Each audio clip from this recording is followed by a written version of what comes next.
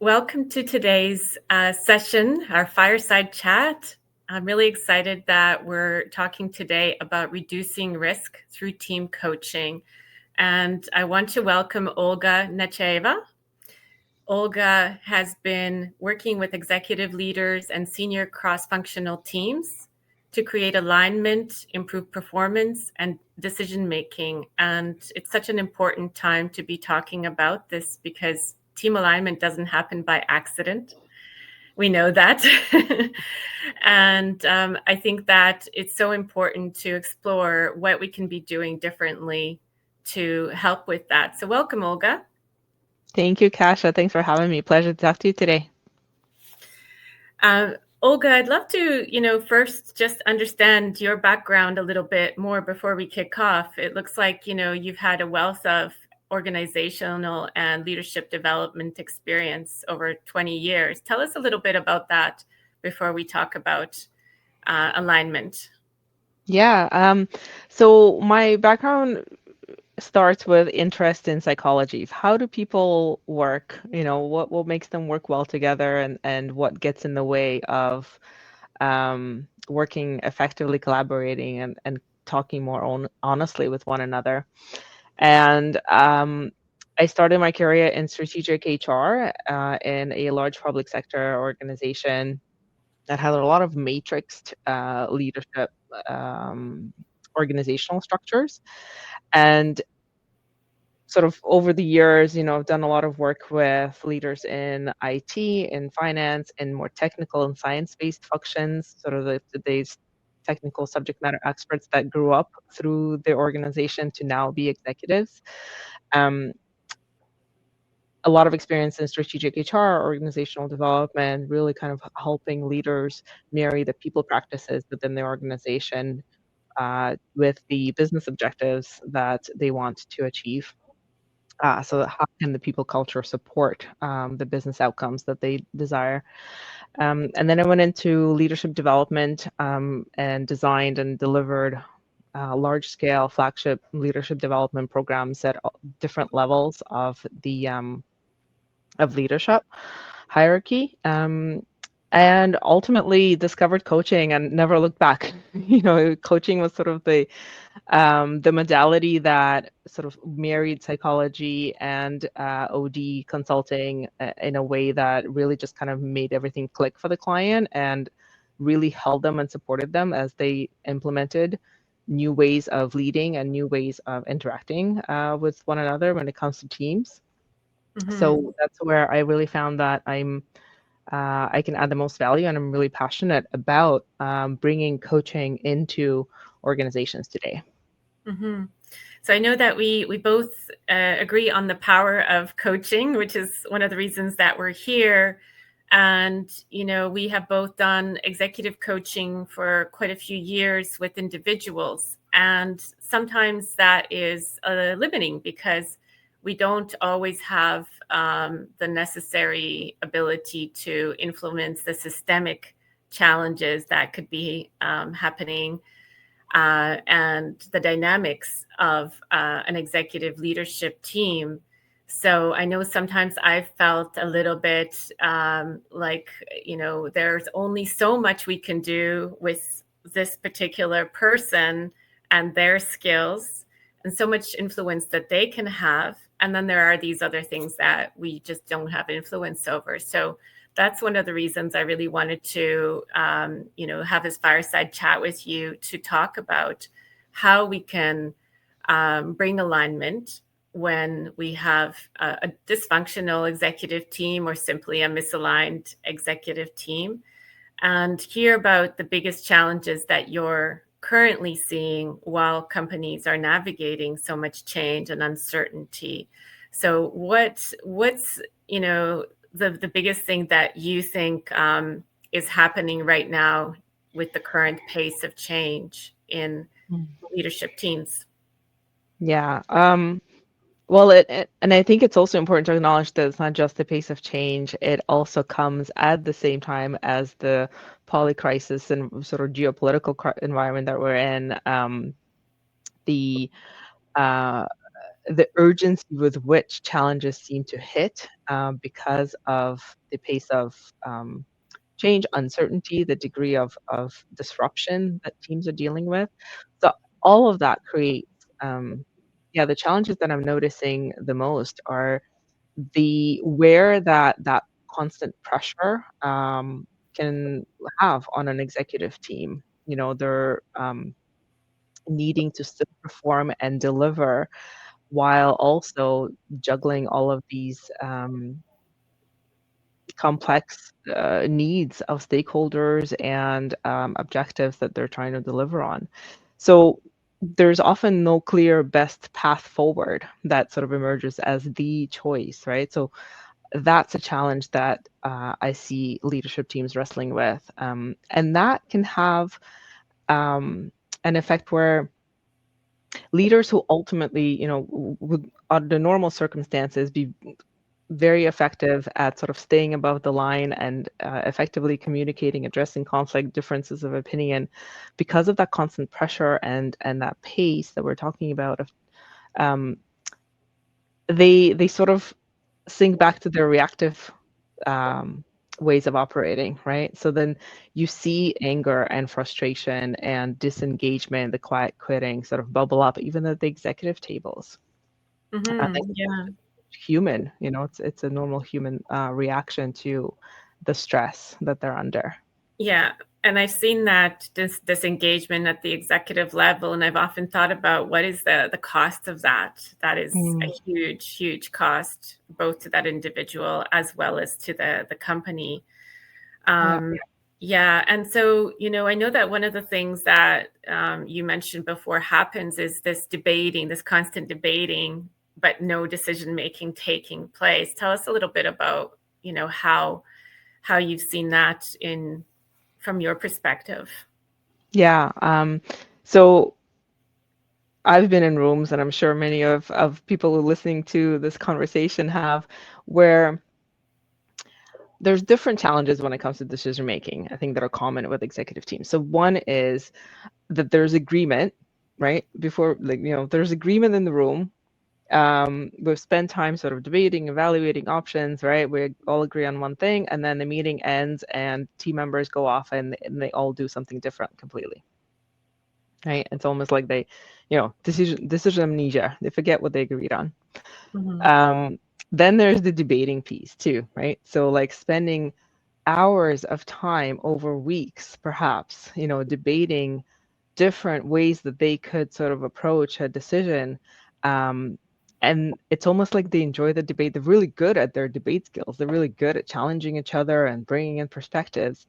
But when it comes to actually committing to a decision, the team shies away from that, Mhm. for one reason or another. But there's that pattern that I've seen on teams.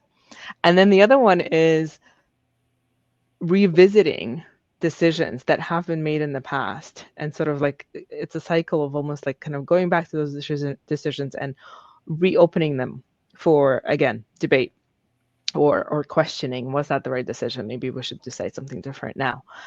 So all of that gets in the way of executive teams functioning quite well, because I mean, making decisions is what they do. That's their primary function, one of. Mhm. um, and I think that those patterns, when you start noticing them on a leadership team, they're signals of, they're not the problem. They're symptoms of their needs. There are needs that the team is not having met. Mhm. And so what is the problem? Yes. Well, and that's the thing. I wish I could just come in and sort of drop into a boardroom and say, this is exactly what the problem is, and this is exactly what you need to do. But that's too surface level. We know that teams are way more complex than that, right? They're complex systems of interrelationships. On an executive team, we know that there are divided loyalties. Um, we expect them to function as one cohesive team, and yet the reality is each member of that team at the table is responsible for their own vertical and the needs and priorities of their domain. And so most of the time, if we leave the team without sort of extra development, they function as a collection of executives, siloed leaders, not as a Mhm. team. So that could be one of the problems, right? Is the lack of alignment, really, is what it comes down to. The opportunity for misalignment to impact on how the team makes decisions, on how the team interacts with, the team members interact with one another when they don't agree. The risk of that team missing important stakeholder perspectives or needs as they make, critical decisions on business. Those are the risks. And I know you asked me about the problem. The way that I help my clients assess what is the actual problem to solve so that we don't spend time and money solving the wrong problem for the team Mm. is we do a thorough assessment. We Okay. do, I lead them through an assessment process where they really, surface what is working well, what is not working well, how are we actually operating versus how we think we need to be operating, in terms of different sort of team effectiveness dimensions. And then we can talk about, okay, so what problem is the most important one to solve? Hmm.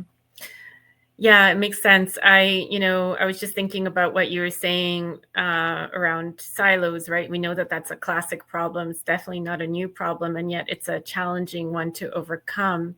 And even, I think one of the core things that I've seen is just that mindset that like a marketing leader thinks about their marketing team and doesn't necessarily think much about being actually part of a leadership team sometimes. So just even that mindset that they are a part of the team representing the leadership team, not only the head of the marketing, Yeah. department. So that perception, just making sure that everyone has that understanding when they start, and with things moving so fast, sometimes these steps get skipped, I noticed, right? So I'm just sharing my observations. I know that Yeah. you've probably seen a whole lot more of the things that are coming up. So what do you think, are some of the risks that result from this? Yeah. I see it as sort of two-tiered risks, right? There's the core risks of executive misalignment, so whether that's internal to the team and how the members of the team are all sort of pulling in different directions when they really need to figure out a way to work together and pull in one direction. Um, or it's misalignment between what the team considers to be sort of essentially important versus what their stakeholders would say, or the market or the business strategy that they have committed to. So that misalignment, the other core risk is the breakdown of trust. Because trust is one of those sort of elusive concepts that we all know we need it in organizations. And we, have different ways of trying to build trust. But when, again, under pressure, under the stressful circumstances under which leadership teams operate, when they're not equipped to talk more honestly with each other and really discuss the undiscussables, trust breaks down. Uh, Hmm. from from those core risks, I see cascading risks that sort of evolve from that. So ineffective decision making, which leads to the risk of wasted resources, right? The precious resources of talent in an organization and time that get, um, you know, assigned in places where it's not optimal, right? And then we waste, and then talented people leave organizations because they can sense that there's dysfunction at the leadership team level that cascades down. Yeah, So that yeah, cascading effect. Sorry, I was just going to finish the point. Like the cascading effect of um, the dysfunctional patterns that play out at the leadership team table, they repeat themselves, right? They sort of echo throughout different layers of the organization. Whether sometimes we like to pretend that that's isolated just at the leadership level, but that's not how organizations, those systems work, right? Those patterns cascade down. So there's a real risk of impacting organizational culture. Yeah, for sure. And, as you were talking, I was actually just thinking about, new executives who join some of these teams, not knowing what they're in for, right? Because thinking about transitions, and we often don't know why someone has left, and then they've brought somebody else in, to join the leadership team and promise them the world. And then they come in and, find all this dysfunction, right? And I was thinking about whether you have any thoughts about how for a new executive to potentially create alignment and, aside from having one-on-one conversations to build trust and understanding, do you see how team coaching could help with that to be able to onboard new executives? Yeah. And I also want to acknowledge how often that happens, with new executives coming in, and how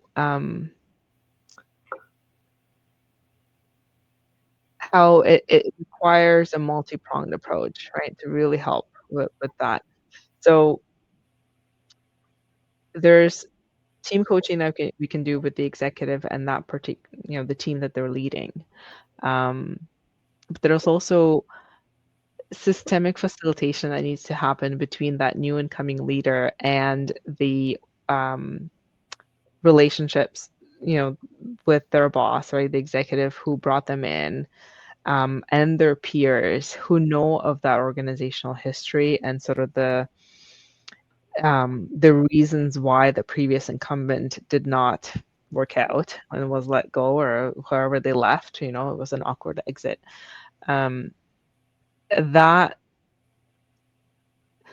that history lives and sort of continues to impact the system of relationships in the organization, but often it will not surface in a way that is productive in helping the leadership and the culture move forward, unless there's an outside facilitator that comes in and sort of is able and skilled at surfacing it in a respectful and safe way, so that we can sort of resolve the issues that really belong with the previous incumbent.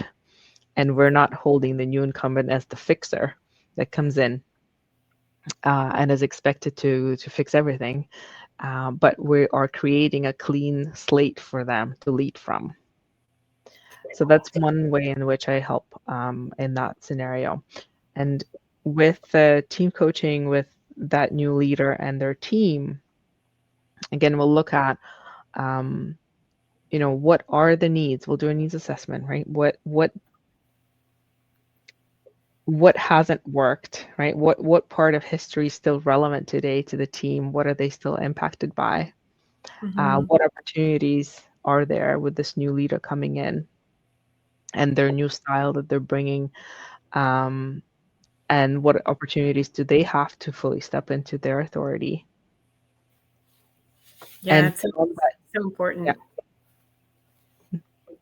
Yeah, I and was just going to say, I think we've got a little bit of a delay here on the audio, but what I wanted to say is that's so important, right? Because there's so much invested in hiring somebody new, and then that process of alignment doesn't take place. And I've had new executives that have been suffering through that first phase of starting at a new company and wondering how long they're going to be able to cope, right? How long are they going to hack it, and trying not to fail or drop out too fast, right? And that's a huge cost for everyone involved. So it sounds like this is a really important time to be bringing in someone that can help to facilitate that, someone like yourself, to smooth that process.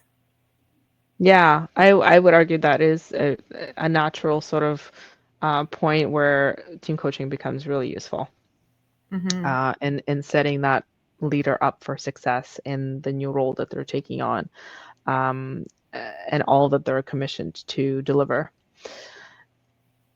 I can think of a team that I worked with in an IT team. They were in the midst of a large scale business or a transformation, where they were looking at new ways of delivering services, new ways of connecting with their clients and customers. Um, and there was that leadership transition. And, over time, before I got there, the team was experiencing all of the challenges and risks that we discussed when we started the call. Like all of them were present, misalignment, lack of trust, talented leaders leaving because of team dynamics, and the rest of the organization, disengagement happening, and sort of at the individual contributor culture level, um, because of what they saw in the team dysfunction. And so the work that we focused with that team was on building skills at having more productive conversations when they disagreed, and building the psychological safety and um, appreciation for each other's differences so that they could surface uh, uh, their different approaches that they brought at the table, and Right. worked with the leader of that team, the lead executive, to be more proactive and to sort of be more aware of how their style, and in this case, they held back quite a bit, and so there was a bit of a leadership void. How that was contributing to the problem, and working with them one-on-one to develop their executive skills to step in and lead more effectively. Yeah, thank you for sharing that story, right? It always helps to understand better. Um, just thinking now of how it actually works, because, to understand a little bit more about that, can you share and elaborate on the how it actually works within that setting?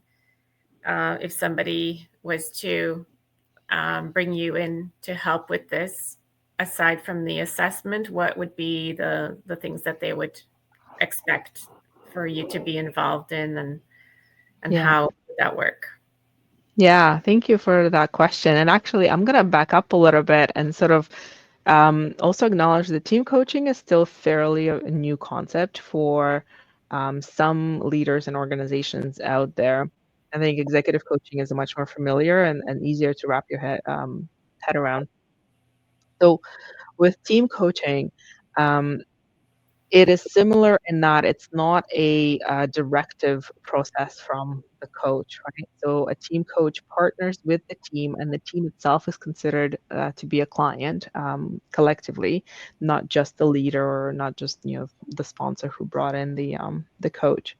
And so the team coach partners with the whole team in a collaborative, structured process where they that is designed to improve team dynamics and to establish new, more effective ways of the team working together.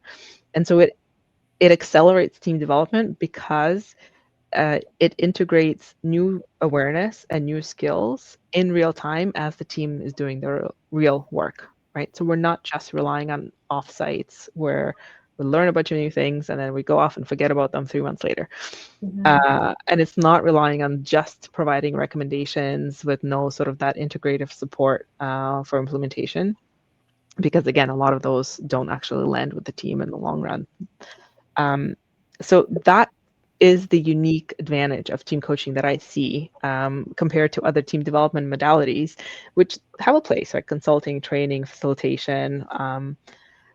Every all of those modalities have a place, but team coaching has that unique advantage of really developing that partnership with the team, that the team coach can act as a mirror to the team that meets the reality of executive teams operating in such complex and high stress, high pressure situation environments. Mm-hmm. Team coaching sort of has the same level of sophistication and maturity when it comes to learning and development support that sort of meets that need. Um, So, how does it sound like? What would you see, right? So, team coaching engagements typically run, anywhere from 4 months roughly to up to a year, usually less than that.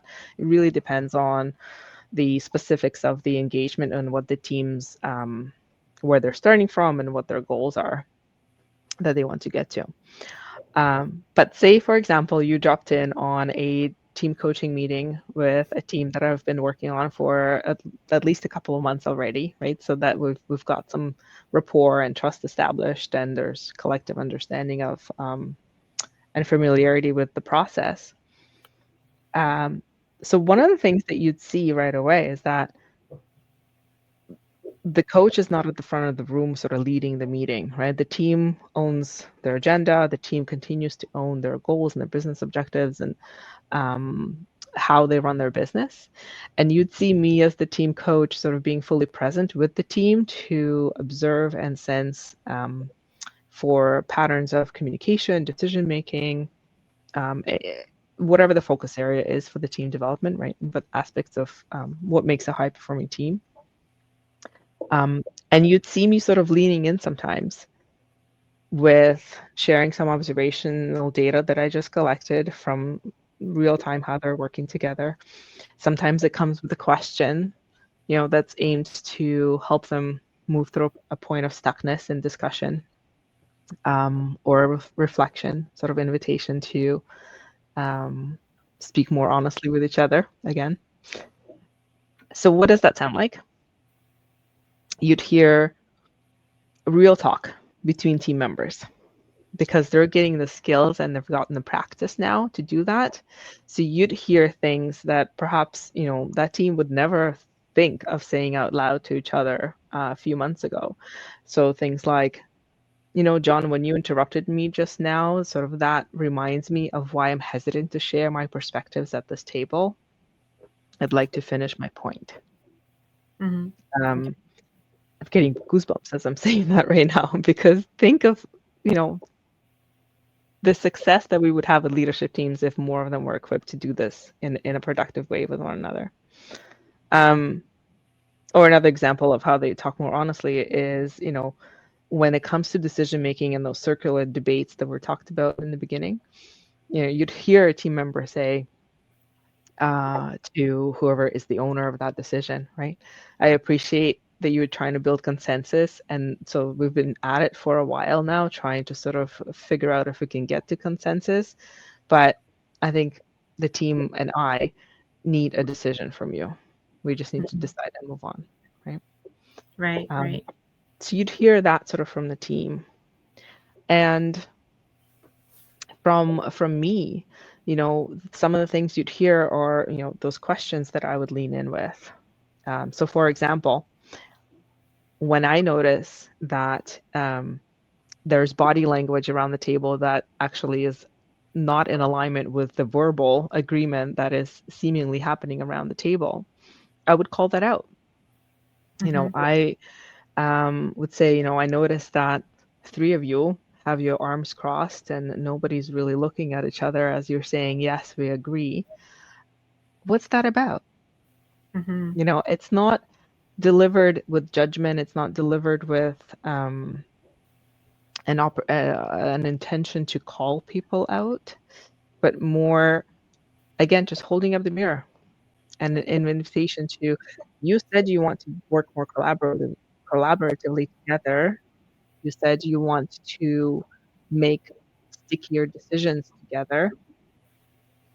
This is what's happening in the meeting. This is the behavior I'm noticing. I'm curious what you want to do with that. Right. Yeah.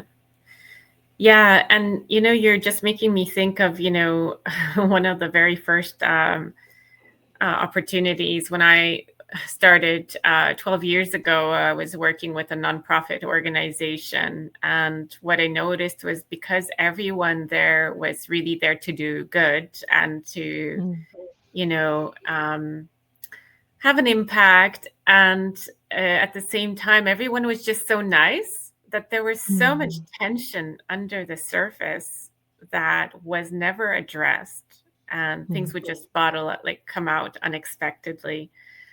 And I had no idea what to expect. I was actually doing this when I was starting out with executive coaching, and I was also doing some team building there. And it really surprised me to see how these tensions that were unaddressed were creating so much havoc and preventing them from having the impact that they wanted to have, right? So even though these things are sometimes really uncomfortable to deal with, right? They're often called difficult conversations, but I think that actually can be a barrier to call them that way. It's really about normalizing being clear, being able to communicate openly, and being able to actually address some of those tensions, because there's always going to be some tension and some difference in how we see things, right? Yeah. We have to be able to talk about that.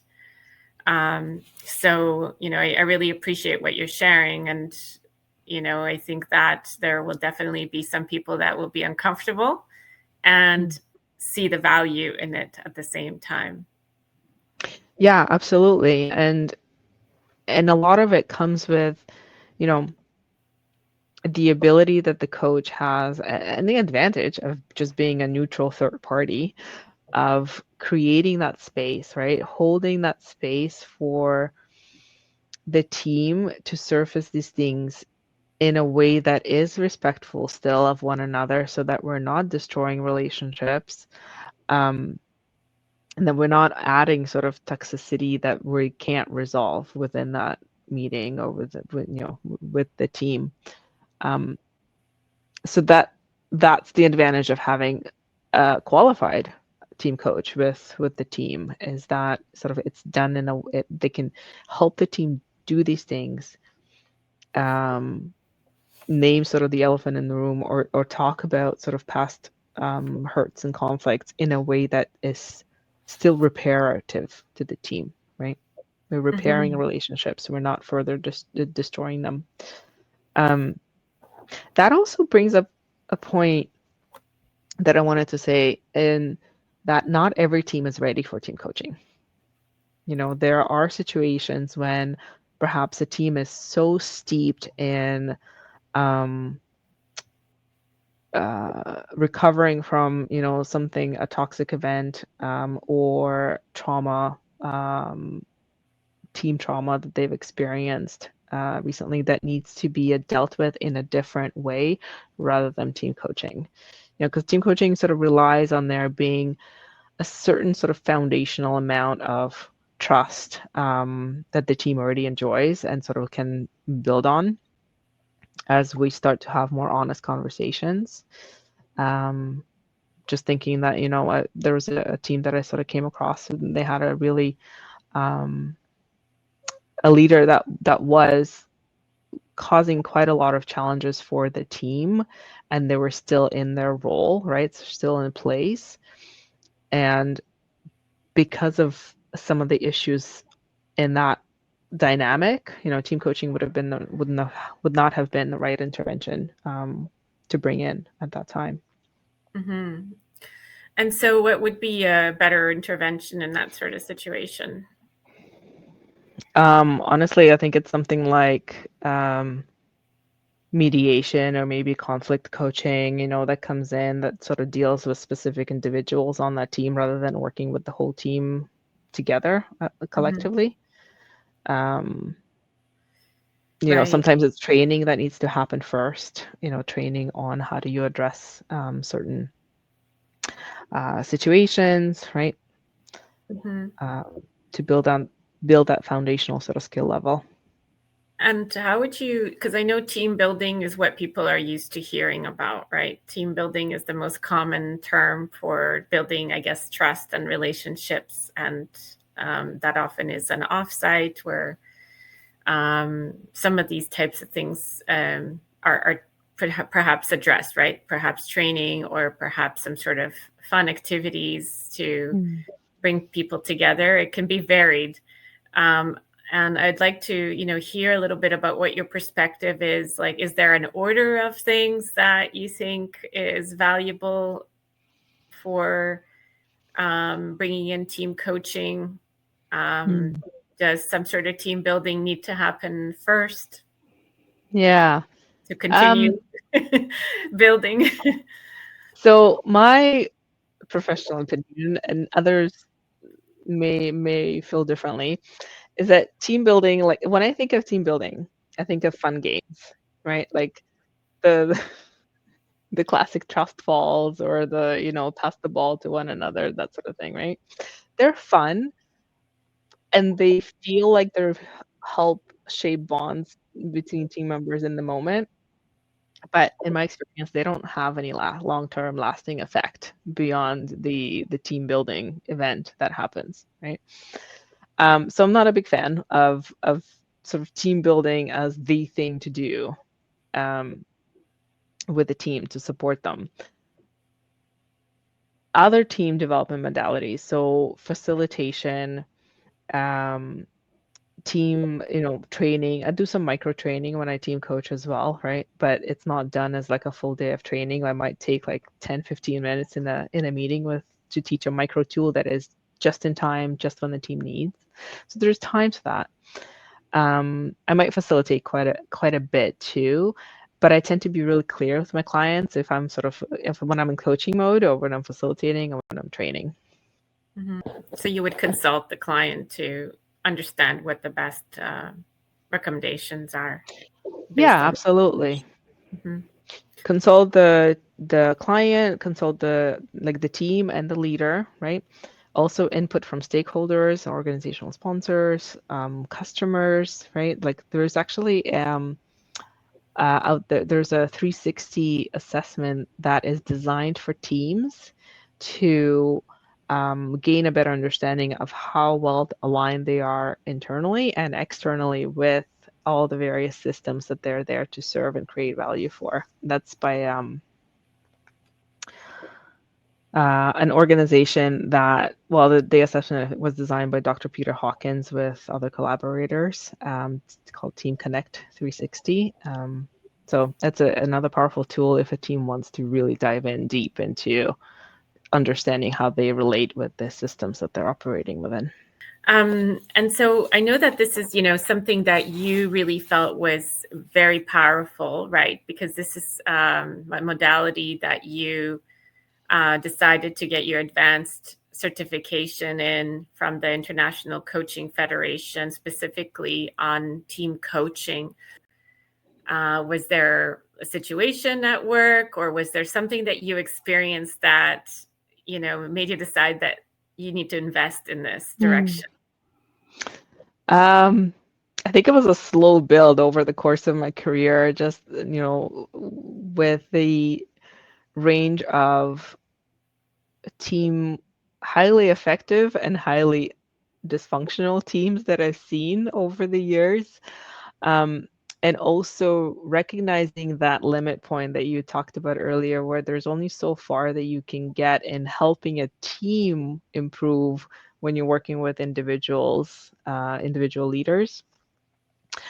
And I was thinking about, the complexity of in the business world right now that we started talking about, right? The risks, the challenges, and how team coaching really is unique in the way that the coach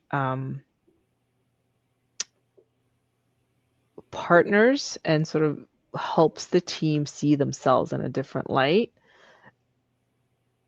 unlike, any consultant or trainer or facilitator can do.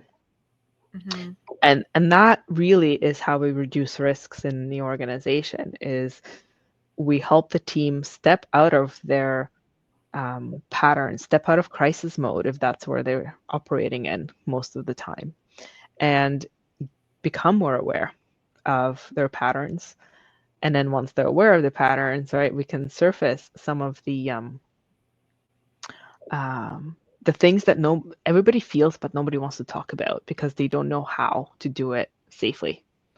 Right. But with the team coach in the room, we can do that. And then we can adapt new ways of operating together and really integrating it into the fabric of the team, sustainably, so that it continues, the team continues to develop in the long run. So I think it was just over the course of my career it was like little pin drops, but several of them, right? That pointed me in this direction. And last but not least, I think also just kind of realizing, the world is becoming more and more interconnected. We do require more and more collaboration and adaptability from leaders, from executive teams. Um, we are more often requiring teams to solve wicked problems, the ones that don't really have a clear solution. And so I was thinking about, how could I contribute to setting those teams up for success? And so, starting on this path or moving to this path of team coaching, continuing on with it, and really adopting the systemic approach in my coaching as well, the systemic frame seemed like a natural progression to how my own mind works and what I see the teams needing. Right. Yeah. Thank you for this in-depth dive into what team coaching is. I appreciate you spending the time with us today to explain and clarify team coaching and how that can reduce risk for teams and businesses. What would be the best way for people to reach out to you if they want to do an assessment with you, or simply talk about what the best modalities might be to help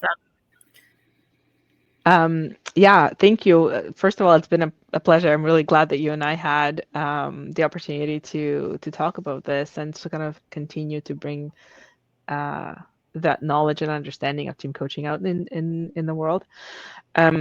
So I am on LinkedIn. You can find me there, and my website, nextchallengecoaching.com, is a really good way to find me. And I invite, if you're listening to this talk and it really sparked some light bulbs for you in terms of you and your leadership team, and if you want to continue the conversation, or if you have any questions that perhaps we didn't get to with respect to the topic of reducing risk with team coaching, please, contact me on LinkedIn, direct message, or email me, olga@nextchallengecoaching.com. I am offering a team alignment snapshot that is designed for cross-functional leadership teams, specifically the leaders of those teams, to understand, sort of get better clarity on, again, the current state of the team, the desired state of where the team needs to be for it to be optimally high functioning for their context, and recommendations in terms of, what are the priority gaps that you need addressed. So if that clarity is what you're seeking, reach out to me. I have limited capacity to run these diagnostics because I tend to dive deep in really understanding the situation.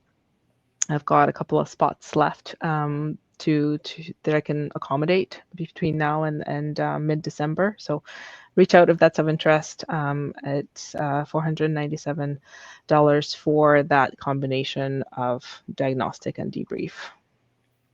Great, Olga. And for those of you that are listening, if there are any topics in 2026 that you think are important to talk about in terms of reducing risk, I will be hosting additional fireside chats. So I'd love to hear from you. What's top of mind for you? What would you like to be able to address that you can't discuss necessarily with anybody else at this stage? I know that sometimes we have questions circling in our minds that we need to be able to talk about, and we just haven't got that opportunity to do that. So please reach out if there's anything that's top of mind for you, and I'm happy to explore holding additional sessions next year on some of these topics that are most valuable for you. Thank you, everyone who is listening now or later. We appreciate having you with us today. And Olga, thank you again for your time. My pleasure. Thank you, Kasia.